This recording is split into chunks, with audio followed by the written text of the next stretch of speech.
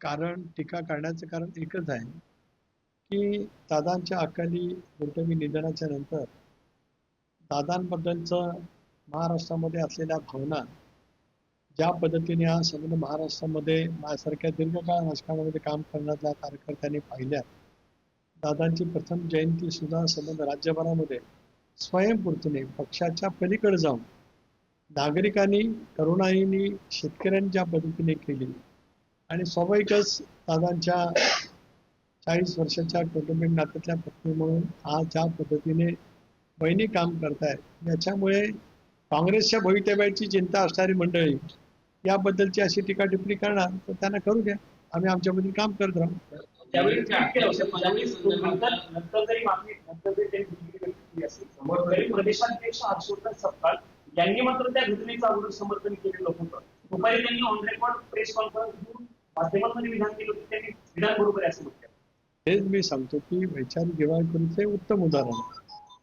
काल संध्याकाळी रात्री उशिरा ट्विट केला कारण त्यांच्या लक्षात आलं की महाराष्ट्रामध्ये याच्याबद्दलच्या तीव्र संतप्त भावना काँग्रेसच्या विरोधामध्ये उतरत आहेत, त्याच्यामुळे कदाचित त्यांना पश्चाताप झाला असेल. संजय राऊत यांचं म्हणणं असं आहे की त्या राज्याच्या उपमुख्यमंत्री आहेत आणि त्यांनी माध्यमांशी संवाद साधला पाहिजे, बोललं पाहिजे आणि त्यांच्यावरती होणारी टीका ही अजित पवार यांच्या पत्नी म्हणून नाही तर उपमुख्यमंत्री घटनात्मक पदावर आहे त्याचं उत्तरदायित्व म्हणून त्यांनी बोलावं.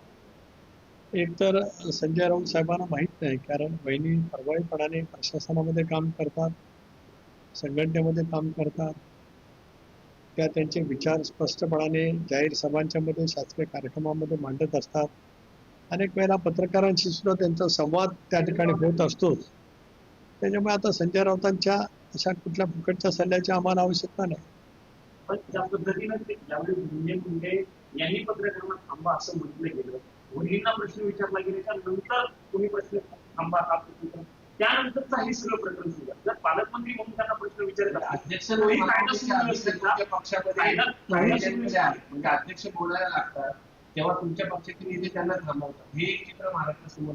नाही, एक असं आहे की जर का आपण पाहिलं, मी धनंजयच्या वेळ मला काय पूर्णपणाने बोलता आलं नाही, त्याच्या अगोदर सुद्धा मला कोणीतरी व्हिडिओ पाठवला तर त्याची सत्यता माझ्याकडे नाही. कारण तिथे शेवटी ज्या वेळेला उपमुख्यमंत्री म्हणून पालकमंत्री म्हणून बहिणी जातात, त्यांची ज्या वेळेला शासकीय बैठक असते त्याच्या अनुषंगाने ज्यावेळेला पत्रकार मित्र येतात त्या संदर्भातलं व्यवस्थापन जिल्हाधिकारी आणि जिल्हाधिकाऱ्यांच्या कार्यालयाने किंवा जिल्हा माहिती अधिकाऱ्यांनी करायचं असतं. ती काय व्यवस्थितरित्या केलं गेलं नव्हतं म्हणून पत्रकारांचा राहुश हा जिल्हा प्रशासनावरती आणि जिल्हा माहिती अधिकाऱ्यांच्या वरती होता. अशा वेळेला पत्रकारांना विनंती करून धनंजयनी त्या ठिकाणी पुन्हा त्यांना बोलवतं असं माझ्या कानावरती आहे. मी काय धनंजय मुंडेंजवळ माझी काही चर्चा नाही, तर मला त्याच्या संदर्भातली सखोल माहिती त्या ठिकाणी आणि म्हणूनच नेमकं त्यावेळेला काय घडलं हा भाग नाही, त्याबद्दलची जी काही टीका टिप्पणी केली गेली काँग्रेसकडनं ती अत्यंत अयोग्य आहे. पालकमंत्री म्हणून तिथं बोलणं अपेक्षित होतं, कारण पालकमंत्रीची ती पत्रकार परिषद होती, तिथं धनंजय मुंडे बोलणार, पालकमंत्र्यांची पत्रकार परिषदेमध्ये आमदार धनंजय मुंडे बोलतात. नाही, एक असं आहे, मला माहित नाही ना, मी पत्रकार परिषद पाहिली नाही पूर्णपणाने आणि पत्रकार परिषदेमध्ये अनेक वेळेला वेगवेगळे पालकमंत्री पत्रकार परिषद घेत असताना जिल्हा नियोजन मंडळाच्या बैठकीच्या नंतर त्या जिल्ह्यातील प्रमुख आमदार बाजूला बसतात, हे काही चुकीचं नाही, पण पत्रकार परिषद ही शेवटी त्या प्रमुख व्यक्तीची असते. आता गेल्या आठवड्यात माझ्या जिल्ह्यामध्ये चंद्रशेखर बावनकुळे साहेबांची पत्रकार परिषद आली, मी त्यांच्या बाजूला होतो, त्यामुळे मी कधी मध्ये बोललो नाही. आता कुठल्या कॉन्टेक्स्टमध्ये कशामुळे धनंजय मुंडे बोलले हे मी समजून घेईन. शेवटी पत्रकार परिषद ही मुख्य महनीय व्यक्तीची असते, अशा वेळेला बाजूला बसणं ठीक आहे, पण बाजूला बसून पत्रकार परिषदेमध्ये भाग घेणं हे सुद्धा काय योग्य असं मला वाटत. मागे एकदा जर पूर्वी दिल्लीत सुद्धा आम्ही पाहिलं की दिलीप वळसे पाटील हे बहिणींच्या पाठीमागे उभे होते आणि जेव्हा प्रश्न विचारण्यात आला तेव्हा ते मागून त्यांना थांबवण्याचे प्रयत्न करत होते असं पाहायला मिळाले. त्यामुळे तुमच्या पक्षाचे नेते बहिणींना बोलू का देणार नाही, हे चूक आहे. पक्षाचे नेते बहिणींना न बोलून देण्याचा विषय कधी येऊ शकत नाही.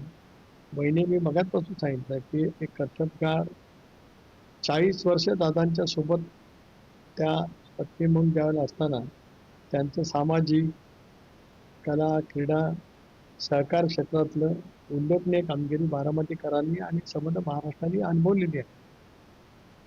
दुर्दैवाने दादांच्या मृत्यूच्यामुळे जो प्रसंग आला त्या प्रसंगाला सामोरं जाण्याचं एक तर आत्मविश्वास, धाडस वहिनींनी ज्या पद्धतीने दाखवलं ते अतुलनीयच पद्धतीचं आहे. आता अशा वेळेला हे जे काही घटना आहे त्या घटना केवळ राष्ट्रवादी काँग्रेस पक्षाला कुठं ना कुठेतरी जाणीवपूर्वक कमी लेखण्याचा प्रयत्न हा काही मंडळींकडनं त्या ठिकाणी होत आहे. सक्षमपणाने त्या ठिकाणी काम करतो. तत्पर साहेब, तुमचा पक्ष राष्ट्रवादी आक्रमक झालेला आहे. कारण सुनील चव्हाण हे काँग्रेसच्या कार्यालयामध्ये गेले होते. सुनील शेट्टी तुमच्या पक्षाच्या आमदार त्यांनी तर स्पष्टपणे काँग्रेस नेत्यांना इशारा दिलेला आहे, मावळमधून जर तुम्हाला जायचं असेल, मुंबईच्या मावळला जायचं असेल, माफी मागा, नाहीतर पुढे जाऊन दिलं जाणार. अशा पद्धतीपर्यंत म्हणजे स्वाभाविक आहे ना. शेवटी राष्ट्रवादी काँग्रेस पक्षाच्या कार्यकर्त्यांच्या मनामध्ये वहिन्यांच्या बद्दलची अस्मिता, निष्ठा आणि एक पक्षाच्या बद्दलच्या पक्ष नेतृत्वाच्या बद्दलचं ज्या पद्धतीने वक्तव्य केलं गेलं त्याचा चीड, त्याचा राग, त्याच्या संतप्त प्रतिक्रिया या स्वाभाविक आहे. क्रिया येते त्याला प्रतिक्रिया ही उमटतच असते. राष्ट्रवादी काँग्रेस पक्षाचे कार्यकर्ते या पद्धतीने आपली भूमिका निश्चितपणे व्यक्त करतात. तर तुमच्या पक्षाच्या संदर्भामध्ये पुन्हा एक लेटर आहे. विश्वेश्वर पवार यांची जेव्हा अध्यक्षपदी निवड झाली त्याच्यामध्ये जे घटनात्मक बाबी बदल केले त्याचे ठराव जे आहेत ते पुरवण्यात आलेले नाही अशी माहिती आता समोर येते. नाही, आज त्या विषयावरती मी काय बोलणार नाही, कारण आजचा विषय हा मर्यादित आहे. जे काँग्रेसने कालचं वक्तव्य केलं ते अत्यंत निंदनीय आहे. त्याबद्दलचं ते आहे. जरूर या विषयावरती मी नक्कीच स्वतंत्रपणाने बोलेन. याच्या संदर्भामध्ये आम्हाला पुन्हा एकदा ठराव घेण्यासाठी पुन्हा एकदा मी जरूर या विषयावरती नक्कीच स्वतंत्रपणाने बोलेल. आजचा विषय मर्यादित आमच्या राष्ट्रीय नेतृत्वाच्या बद्दल जे अनुद्गार काढले गेले त्या संदर्भातला आहे. सध्याच्या दिल्लीमध्ये काँग्रेसच्या हायकमांडला या अनुषंगाने तक्रार करणार आहात तर तो त्यांच्याशी काही बोलणार आहात तर की अशा पद्धतीची विधान बैठक करताना नेत्यांना समज द्यावी. एक असं आहे की काँग्रेसचं नेतृत्व राष्ट्रीय पातळीवरचं सुजाण आहे असं मी मानतो. त्यामुळे त्यांची आम्ही काय म्हणण्यापेक्षा त्याची नोंद त्यांनीच घेणं हे त्यांच्या दृष्टिकोनातून योग्य राहील. आम्ही काय सांगावं आणि मग काँग्रेसच्या दिल्लीच्या नेतृत्वाने काहीतरी भूमिका घ्यावी हा काय त्याच्यातला काय योग्य मुद्दा राहील असं मला वाटत नाही. काँग्रेसच्या दिल्लीतल्या नेतृत्वाला राज्याच्या नेतृत्वाने केलेली चूक आहे असं वाटत असेल तर काँग्रेसचं नेतृत्व त्या बाबतीमध्ये योग्य तो निर्णय करेल. अनेक वेळा असं बोलल्यानंतर तुमच्या पक्षाची नेतृत्व माध्यमांच्या समोर आले. तुम्ही पक्षाचे प्रदेशाध्यक्ष या संदर्भात तुम्ही पक्षाच्या इतर नेत्यांना सल्ला देणार का किंवा सूचना देणार का वहिनींना अशा पद्धतीने सामोरे योग्य नाही. मी काय म्हटलं की कधीही पक्षाच्या कुठल्याही सहकार्याने वहिनी आपल्या राष्ट्राध्यक्ष आहेत, त्या कर्तबगार आहेत, कणखर आहेत. त्या माध्यमांची योग्य रीतीने त्या विषयाची मांडणी समर्पक पद्धतीने करू शकतात.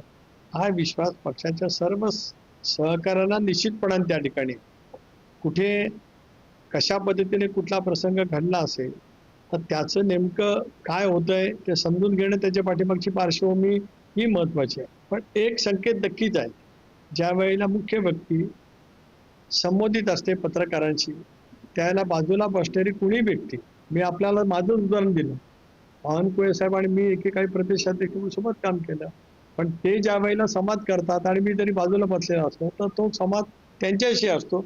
एवढं भान आम्ही प्रत्येकाने ठेवलं.